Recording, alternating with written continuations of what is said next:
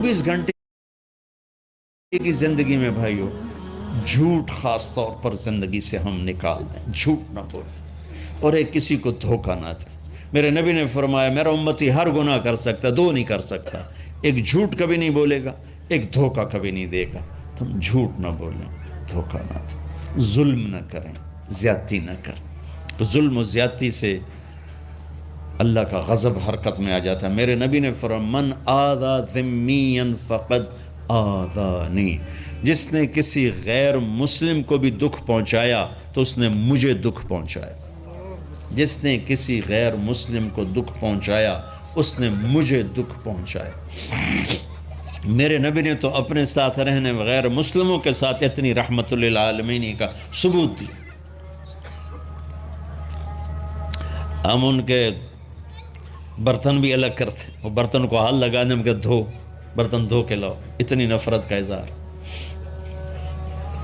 بھائیو محبت سے رہیں، اپنے کاروبار میں ہو سچ بولو، صحیح تولو، وعدہ خلافی نہ کرو، وعدے سے پھرو مت، کسی کو دھوکہ نہ دو، کسی کو فراڈ نہ کرو۔ بازار کا دین سچائی ہے، صحیح تولنا ہے اور دھوکہ نہ دینا ہے۔ گھر کا دین ماں باپ زندہ ہیں، ان کے پیر دھو لو، ان کی دعائیں لے لو۔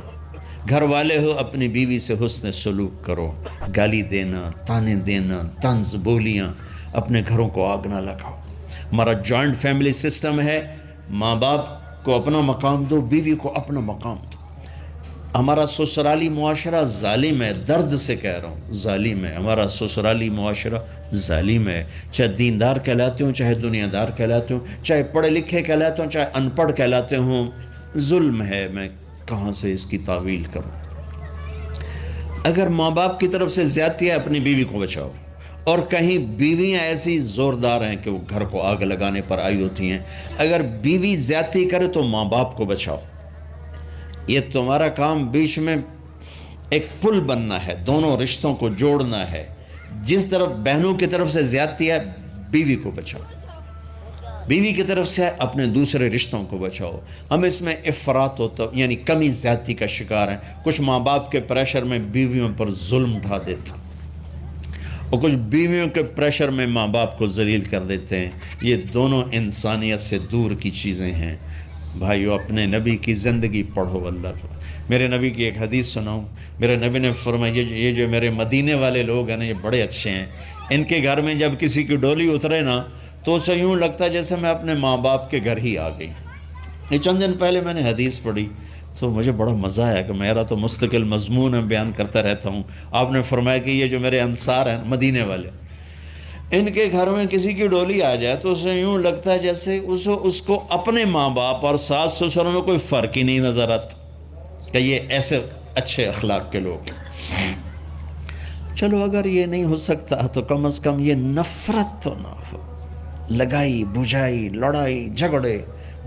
طلاقوں کی شرح بڑھ چکی ہے صرف زبان کی بدتمیزی پر، صرف زبان کی بدتمیزی پر، صرف زبان کی بدتمیزی پر طلاقوں کی شرح بڑھ چکی۔ بھائیو اپنے اخلاق سے، اپنے اخلاق سے اپنے رشتوں کو جیتو۔ ماں باپ کا دل جیتنا ہے، بہن بھائیوں کا دل جیتنا ہے، اپنی بیوی کا دل جیتنا ہے اچھے اخلاق کے ساتھ۔ بیوی کے ذمہ خاوند کا دل جیتے اچھے اخلاق کے ساتھ، ساس سسر کا دل جیتے اچھے اخلاق کے ساتھ، اپنے بہن بھائیوں کا دل جیتے اچھے اخلاق کے ساتھ۔ میرے رب کی قسم تم چپ رہنا سیکھ لو، عزت تمہارے قدموں میں آ کے گرے گی۔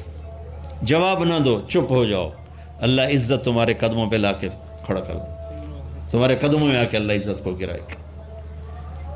اولاد کو عزت دو، اولاد کو عزت دو، اولاد کو عزت دو، ان کو ٹائم دو، پھر یہ ساری زندگی تمہارے غلام بنیں گے۔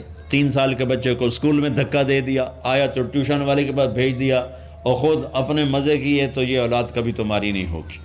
انہیں ٹائم دو، اور اولاد کی خواہشات کا خیال کرو۔ ان پر ایسے ماں باپ ہونے کی ایسی دھونس مت جماؤ۔ آج کل اولاد نافرمان ہے، آدھا قصور ماں باپ کا ہے، آدھا اولاد کا ہے، کہ یہ وہ شفقت اور وہ محبت اور وہ ٹائم نہیں دیتے، اس سے آگے بات خراب ہو جاتی۔ اور ایک بڑا حساس موضوع ہے، رشتے ناتوں میں اولاد کی رعایت کرو۔ اپنی اولاد کی پسند ناپسند کا خیال کرو، ان پر مسلط مت کرو۔ اولاد سے کہتا ہوں کورٹ کی شادیاں نہ کرو، عشق معشوقی کی شادیاں نہ کرو، یہ 99.9% ناکام ہو جاتی ہیں۔ زندگی اور چیز ہے، عشق معشوقی اور چیز۔ اپنے ماں باپ کی دعائیں برکتیں لے کر شادی کرو۔ لیکن ماں باپ سے کہتا ہوں اگر کہیں بچی کہہ دے میں نے نہیں کرنی یہاں، تو اللہ کے واسطے اس کی رعایت کرو، اس کو گائے بھینس نہ بناؤ کہ جس قلے نال مرضی جا کے بن چھڑو۔ انسان ہے، جانور نہیں ہے، انسان ہے۔ زندگی جس نے گزارنی اس کی رعایت کرو، اس کی رعایت کرو۔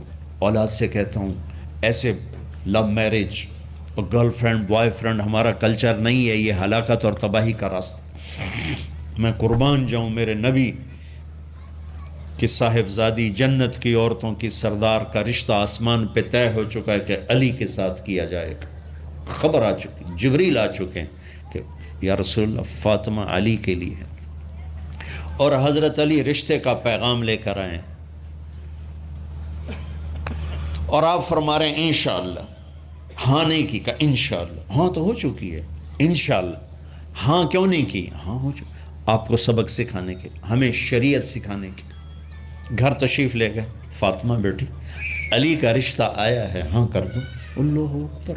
جب جبریل آ کے بتا چکے ہیں کہ یہ رشتہ ہو چکا ہے آسمانوں پر، اللہ نے کہہ دیا ہے کہ فاطمہ علی کا کے ہاتھ میں دی جائے گی، پھر یہ کیوں پوچھ رہے ہیں بیٹی علی کا رشتہ آیا ہے، ہاں کر دوں؟ ہمیں سکھانے کی کہ کتنی بچیاں سسک کے زندگی گزار دیتی ہیں، ماں پیو زبردستی کر دیتے، کتنے بچے سسک کے زندگی گزار دیتے ہیں کہ ماں باپ زبردستی کر دیتے۔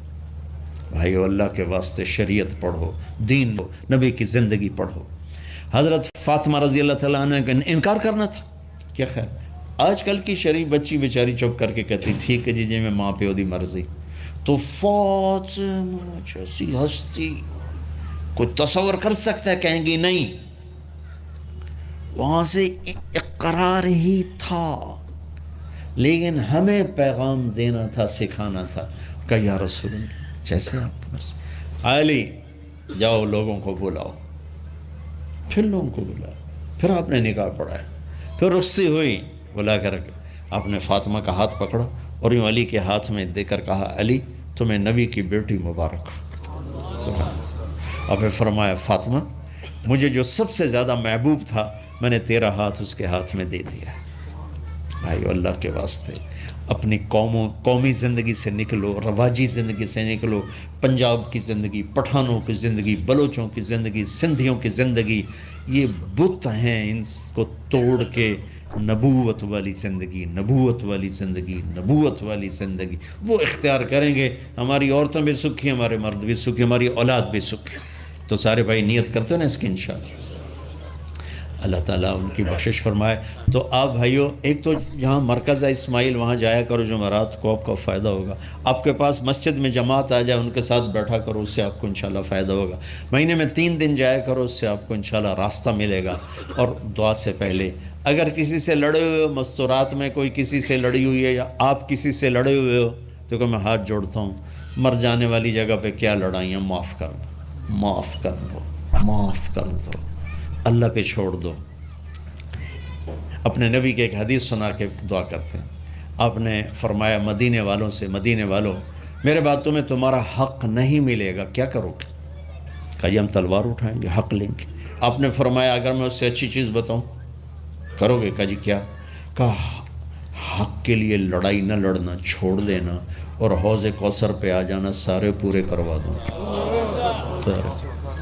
اب یہ وعدہ مدینے والوں کے ساتھ نہیں ہے، یہ وعدہ ہر اس امتی کے ساتھ ہے جو جھگڑے سے بچنے کے لیے حق چھوڑ دے۔ اپنا حق لو، کوشش کرو، لیکن اگر لڑائی کی شکل ہے واپس ہو جاؤ کہ یا رسول اللہ آپ کے حوالے۔ آپ نے مدینے والوں میں ہمیں بھی شامل کیا ہے، جس کا حق مارا جائے اور لڑے نہیں، چھوڑ دے، صبر کر جائے، میرے انتظار کر آنکھیں بند ہونے کا کہ میرا نبی تیرا وکیل ہوگا اور اللہ جج ہوگا، ان ویکھیا فیصلہ کہیں دا ہوندا ہے۔ پھر تم اپنے حبیب کو اپنا وکیل بنا لو۔ اب معاف کر دو، عورتیں بھی معاف کر دیں، آپ بھی معاف کر دیں، گلے لگو، امت بنو، محبت سے رہو، کیا 4 دن کی زندگی میں نفرتوں کی آگ بھڑکانا، محبت کے پھول بکھیر کے چلے جاؤ، کیا ظلمتیں پھیلانا، اپنے حصے کی شمع جلا کے چلے جاؤ۔